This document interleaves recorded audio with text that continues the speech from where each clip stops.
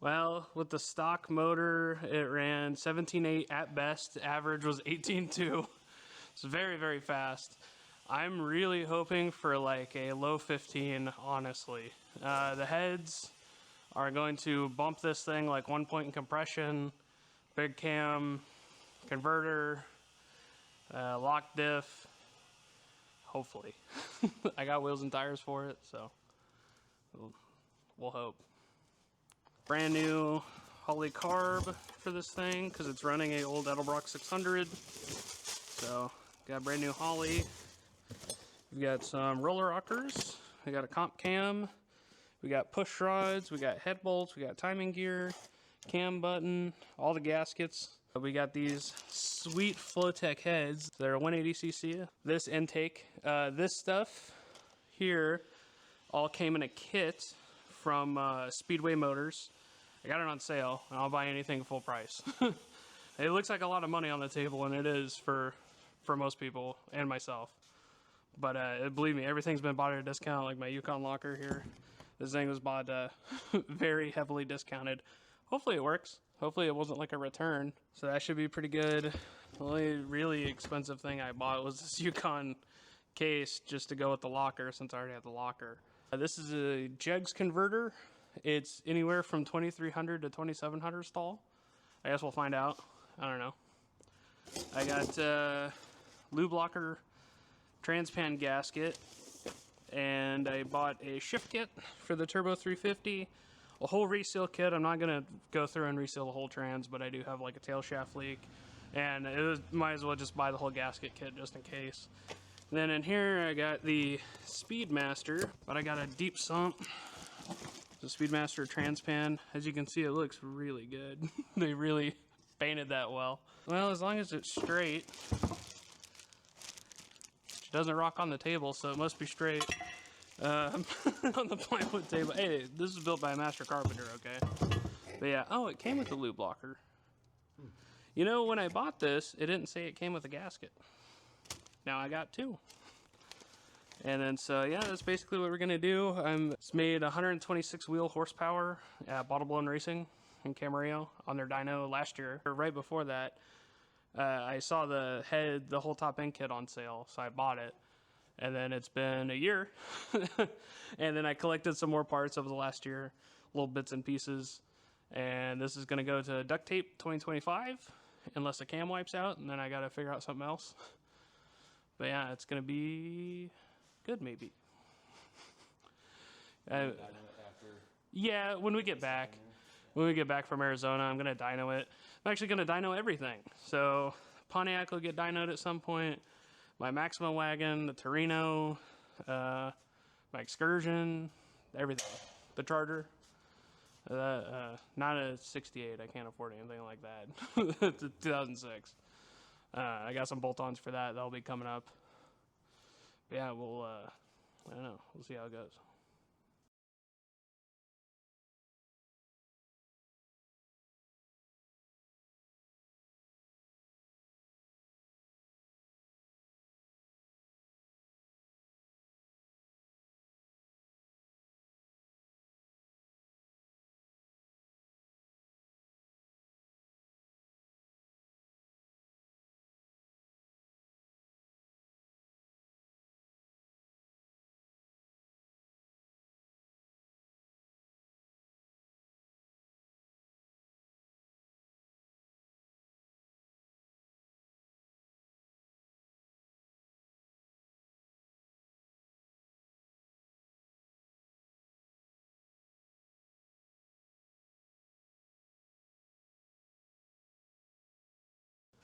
This is actually, there's a package tray in the bed right here. If you look through, up at it, you can actually see where it looks like brand new metal from the bottom of that panel. So I'm actually gonna relocate the fuel pump into that area, because right now it's just dangling over the axle. So, yeah. Fun stuff. It's gonna be very fun stuff. Okay. So basically, yeah, now that the coolant's drained, it's been 8 hours, I don't know, 9 hours. It's nice and dark outside. I'm just gonna start taking stuff apart, just assembling, radiators coming out, accessories, intake, cam.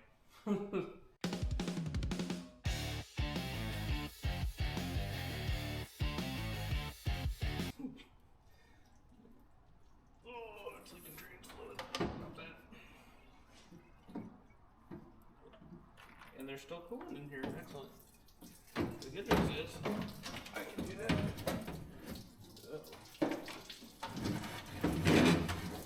Perfect. Good thing that drain petcock worked. We got all that out.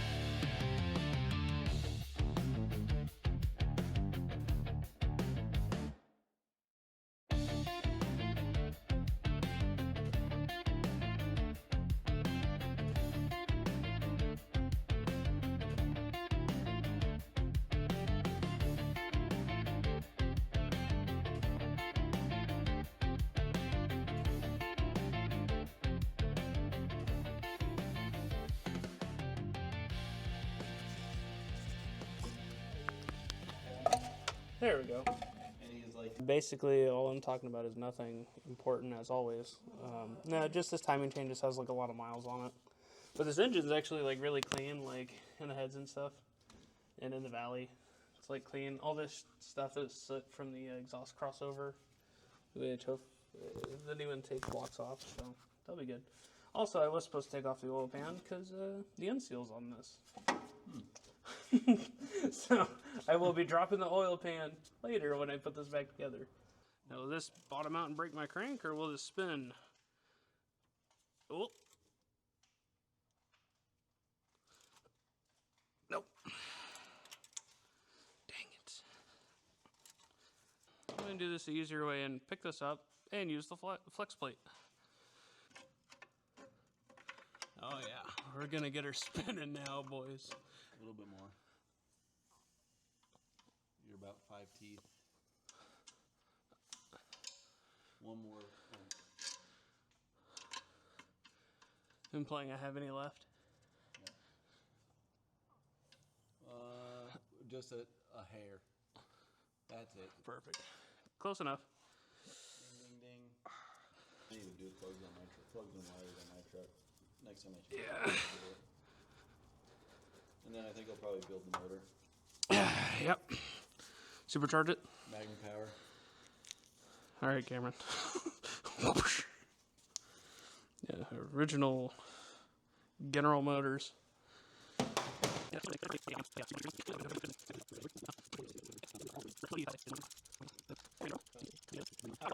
This one not nearly as shiny. Okay, so we got our old camshaft out, sitting over there on the table. This is a stock Goodwrench 350. It actually looks really clean in here. Like, there's no like crazy carbon buildup or anything. It either has really low miles or it got oil changes semi-frequently. Then I pulled all the original lifters, and they actually look really good. So I'm going to clean these obviously before they go in, but I'm going to reuse my factory lifters because they're way better than anything you can get nowadays.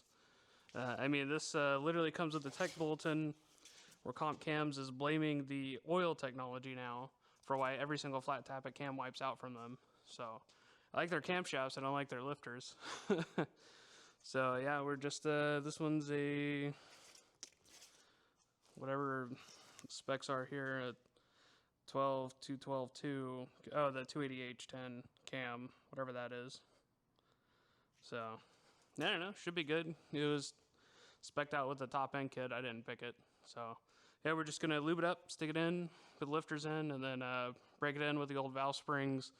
From what I've heard and talking to older dudes, you have better success using like stock valve springs versus like new valve springs. Less pressure while you're breaking in the cam. And then once cam's broken in, then we'll change everything else.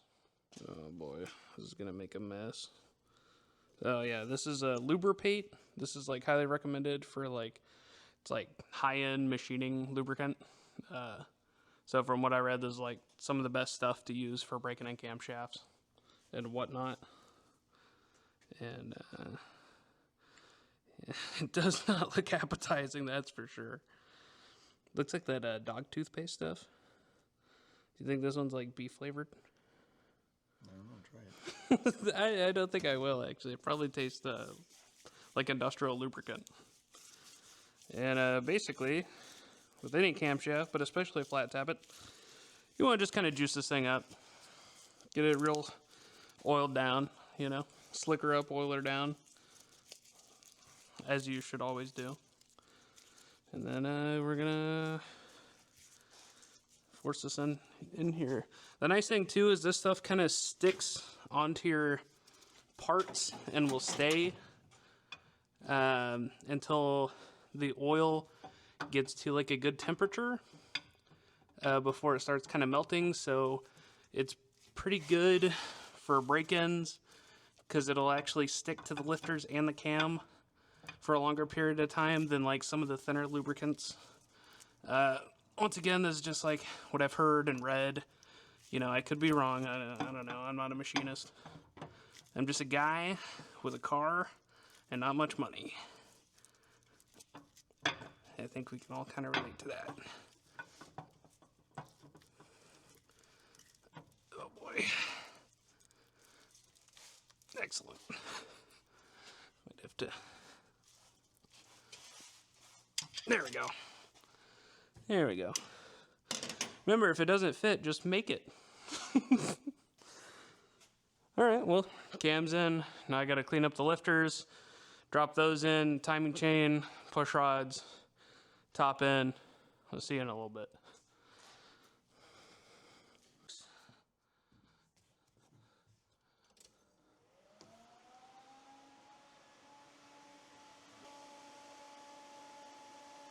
Alright. Hold on, cut it off. Still leaking? Yeah, we put something on that. Classic. Set screw. Thanks, China.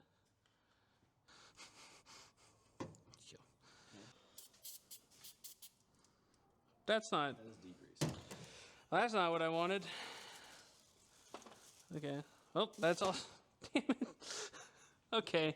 Well, that was supposed to be carb clean. Why is my carburetor cleaner so thick? It's not. Yeah, why is this so slippery? This is nothing just wants to adhere to this. That's so crazy. They actually make gasoline resistant PTFE now. I saw some of the autos on the other day, actually. Yeah, I've used it. It works. It actually works quite well. This will work for now. And it'll work until it doesn't. Alright, that looks...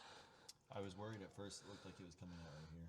That would have been an angry email to Mr. Hawley. I'd have been like, hey. Now you're going to run PTFE through your carb. Oh, yeah, well, it really likes it. Nice, dude, that looks really good. Better and better, what can I say? All right, now it's ready, right? No, you're not. No? Dang ol' Holly. The back? The back one. Is the front one? What? This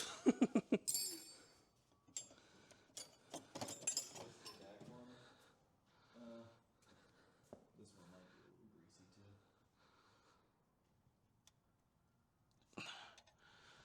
Who wants to see me split a line? split a brass coupler. Okay.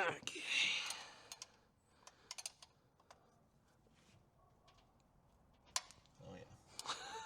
Pull the threads straight out. Yeah, well, you know. Alright. Take 3. Round 3.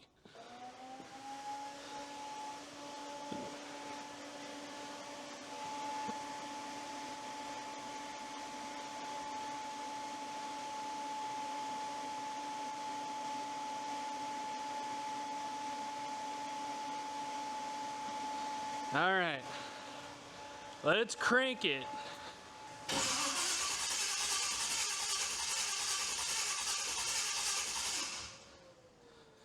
Oh, you know it'd help if I plugged in the distributor. I was gonna say. That would help. I totally forgot to do that earlier.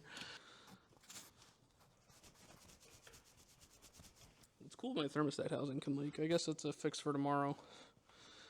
If this engine even runs. Alright. Take 3. Hopefully it doesn't backfire on the carb. It might.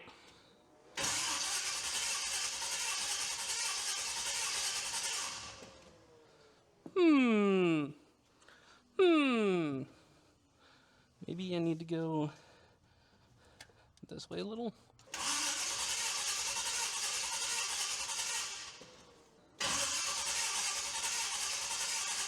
You want it out of the intake or the exhaust, huh? Maybe that much. Maybe we'll give it just a little air. See if that'll do her.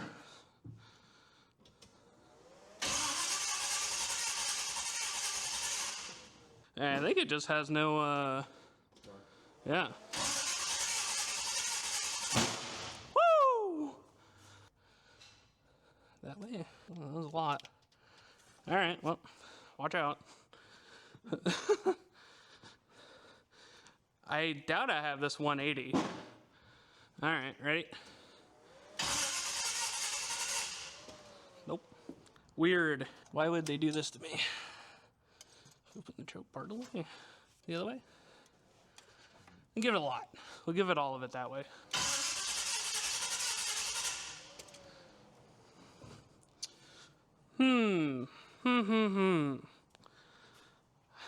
I have no idea what's going on. Something is not happy. Oh man, I'm fighting for my life right now. Every time I bend over this hood, it's... I don't think it would be that far off. That'd be crazy. Is this cylinder 1? Is this going to the front one? Yep. That was out of the carb. All right. Well, that's not it. Woo! There it is. That was low. I think I might have an issue. Huh? I think, and this is highly possible, that distributor might not be good anymore. I can see what you're saying about the valve covers. Holy shit. What?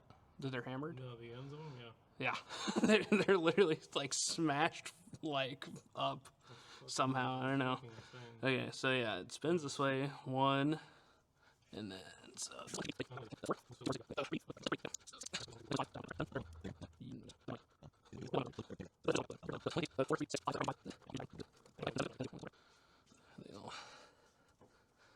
Okay, well that's right.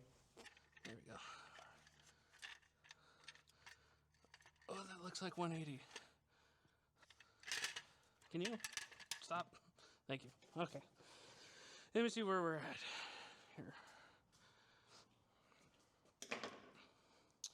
Well, I wouldn't call that 180, but I call it 240 off. Yeah. We were really close to 180 out, and we're sorry for the international incident. You know, the distributor on my Toyota pickup was right here.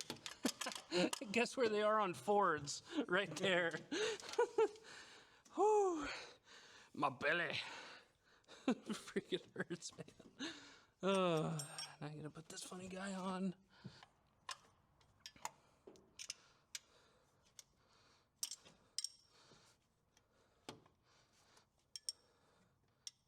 Just a little tighter. There we go. Ooh. Whew.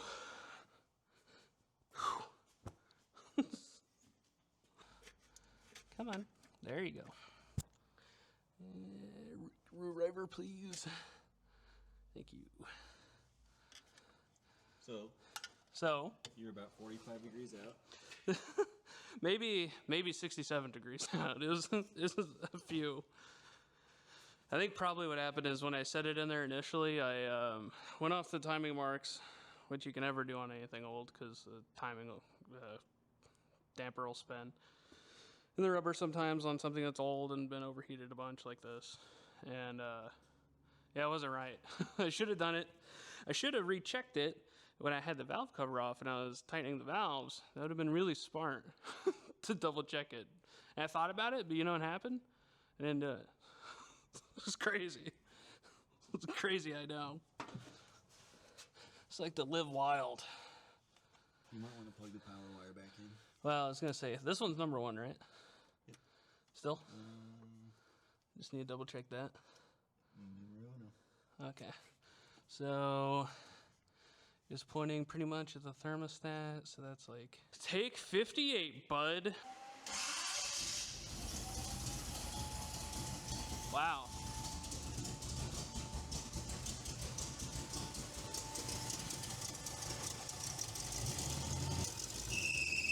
God damn!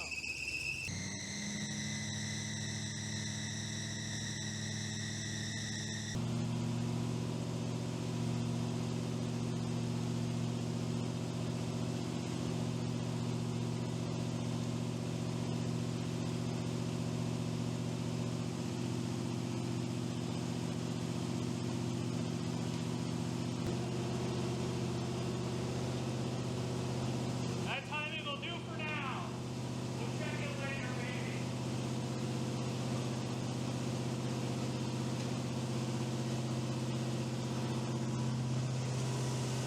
Alright, when it starts really gushing, I need to put the top on.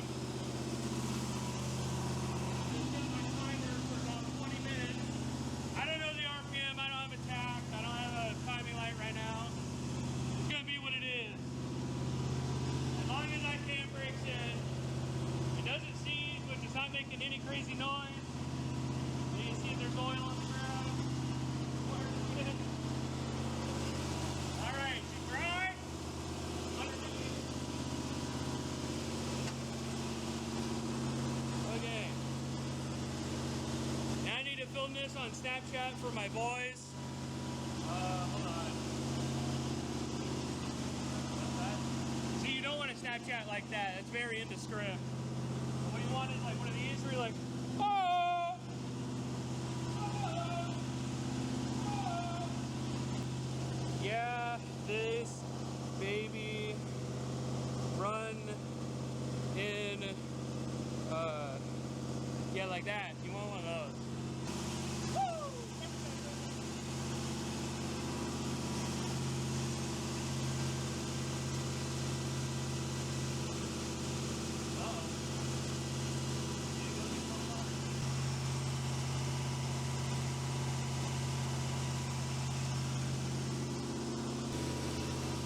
Yeah, that's gonna be oil that I spilled on the headers. That's all PV blaster from when I took the exhaust off. You can't hear it right now. It has a huge exhaust leak.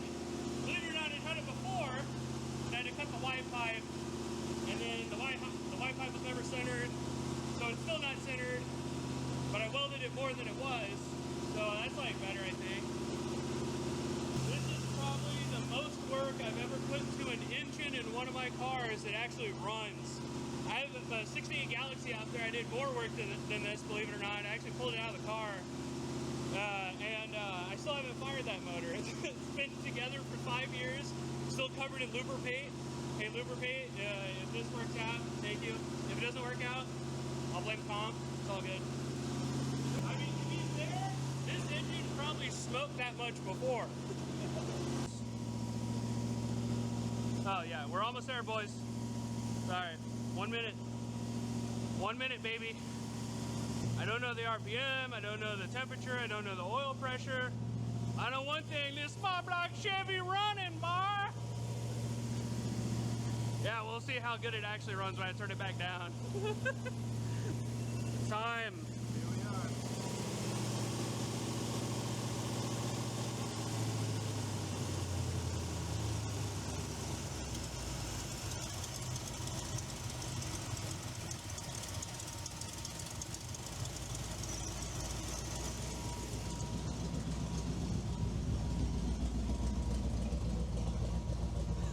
You can hear the exhaust tone more up there in the middle of the car where the exhaust leak is.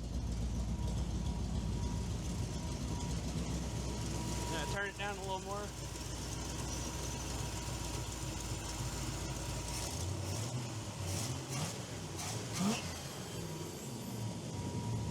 Kind of almost sounds like a race car. Uh-huh. Oh yeah, that's it, baby. All right. I'm gonna go ahead and kill it. All right, let's see if it diesels.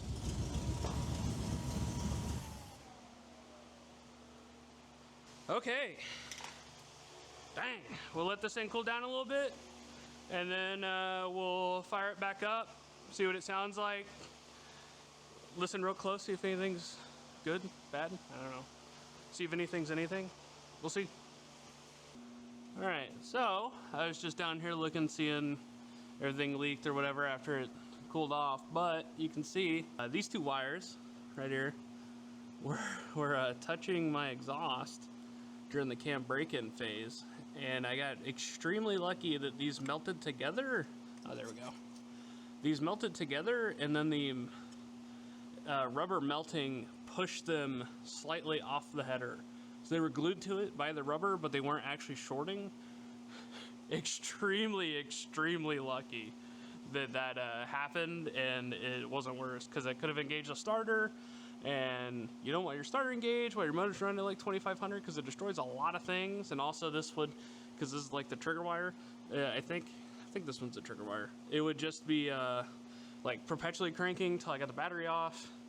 That's not cool. I've dealt with that before. At one time, a buddy's car we were working on, we put a new starter solenoid on it. It was a Ford, and they're bad because the Chinese ones stick when they're new in the box for some reason. So it stuck, the engine started, and it was literally blowing flames out of the carburetor and the open headers at the same time. And it just like cranked, it was like crazy. we had to pull the battery off to get it to stop. So I'm gonna need a new power wire at least, which sucks because this one was pretty new, I think. This, I think I can get away with like wrapping that, maybe, because I don't want to chase it through the wiring harness. And then I gotta figure out how I can put it up, because I literally put this back how it was. So this was kicked up on the top of the starter solenoid. The light like right there. So right here, it doesn't go in this. That's where that little wire goes right here. It goes above it on this eyelet right here. And you can see right here on the exhaust, there's like a black mark right on the edge right here. And that's where it melted. So the starter wires were like kicked up on it. So that's something to look out for with these Chevys, I guess. I don't know. And this is my first time really doing a lot of work on a small block Chevy. And the only oil leak that we have is, well, I guess the drain plug's leaking a little, is our valve covers, which I thought were gonna leak. I was really in denial, hoping that the thicker gaskets would help. I got thick rubber ones, but you can see right there, that's all fresh oil. There's fresh oil on the ground. It's only coming from that valve cover. Somebody, whoever put these on before, like hammered the valve covers, like the flanges where they're supposed to curve over and clamp the gasket. Yeah, they're like this. So I don't know if somebody's making a pizza and tossing them around, but they're not very good. But yeah, I need to get a new crush washer for that. It's only a little warm. Well, I was gonna refire this and see, you know, set the timing, tune the carb and stuff, but I'm not doing that. I need to fix that first. Yeah, that's not gonna happen tonight. Oh, what's this? Who are you? What is this for? I should probably move that before it gets caught in there. All right, I just wanted to give a quick shout out and thanks to all my buddies that made this like possible, that came, helped me out. First of all, my buddy Tyler, who's the cameraman. He's been a real G. He's been helping me figure out the camera thing and like how they work, 'cause I don't know technology at all, clearly. And also he's gonna be like, he's been like taking the footage home and chopping it up. So if the editing's bad, you can blame him or whatever. Also want to thank my best friend Casey. We've been best friends for like a decade now. He's been a real homie. I didn't film this because it took so long.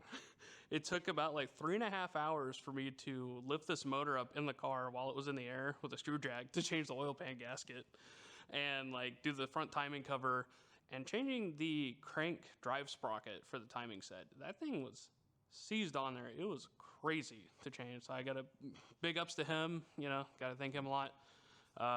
I gotta thank my buddy Cameron for coming out and helping me in the initial stages of this, helping me get set up and helped me hang the lights in here and like kind of figure out some stuff, He also bought me a mini fridge for in here, which is like pretty cool because I get cool like cold sody pops. And also thank my friend David because he sits here sometimes and he just looks at me. They're kind of like a disappointed dog, like those white like scruffy dogs that old people love, or it's just like,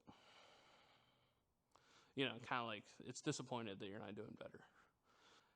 Huge thank you to my landlord, Dennis. None of this would be possible without him. I mean, he wired the lift in, he wired the lights up. He helped me out with that free fan. I mean, he's been like a super awesome. Any work I've needed done on this building, I like just moved into this place like in the beginning of the year.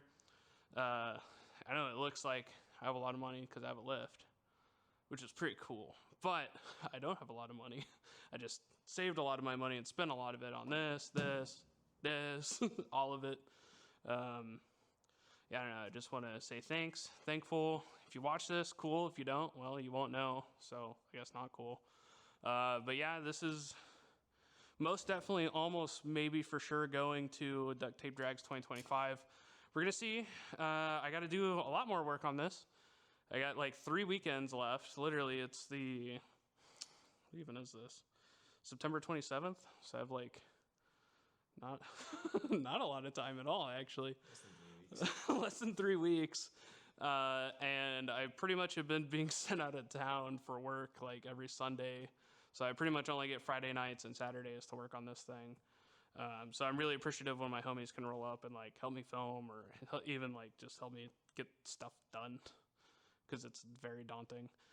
But yeah, just, I don't know, get out there, work on your stuff. You don't have to have a shop like this.